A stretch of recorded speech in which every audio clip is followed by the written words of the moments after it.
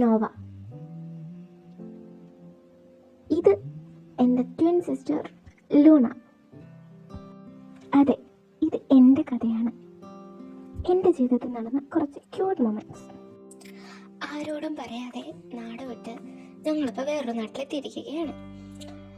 ഇവിടുത്തെ ഭാഷ ഏതാന്ന് പോലും ഞങ്ങൾക്ക് മനസ്സിലാവുന്നില്ല.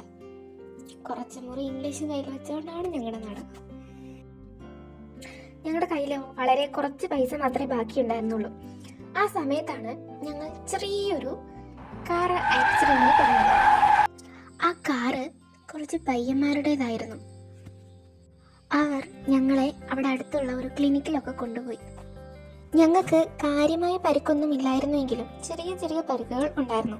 അങ്ങനെ ക്ലിനിക്കിൽ പോയി ബാൻഡേഡൊക്കെ ചെയ്ത് ഞങ്ങൾ പുറത്തിറങ്ങി. ഞങ്ങൾ എന്താ പറയുന്നതെന്ന് അവർക്കോ അവരെന്താ പറയുന്നതെന്ന് ഞങ്ങൾക്കോ കാര്യമായൊന്നും മനസ്സിലായില്ല.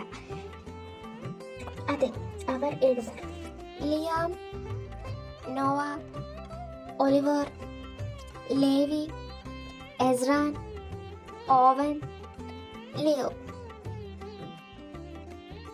അവര് ഞങ്ങൾക്ക് കുറച്ച് ക്യാഷൊക്കെ തന്ന് സോറിയൊക്കെ പറഞ്ഞു.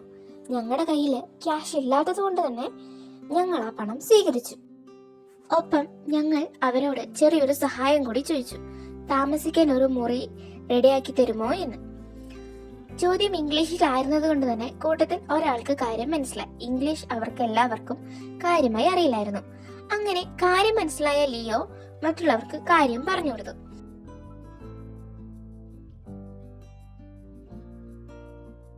ഭാഗ്യമാണോ വിധിയാണോ എന്നറിയില്ല.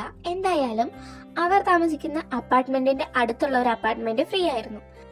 അങ്ങനെ അവര് ആ അപ്പാർട്ട്മെന്റിനെ കുറിച്ച് ഞങ്ങളോട് പറഞ്ഞു.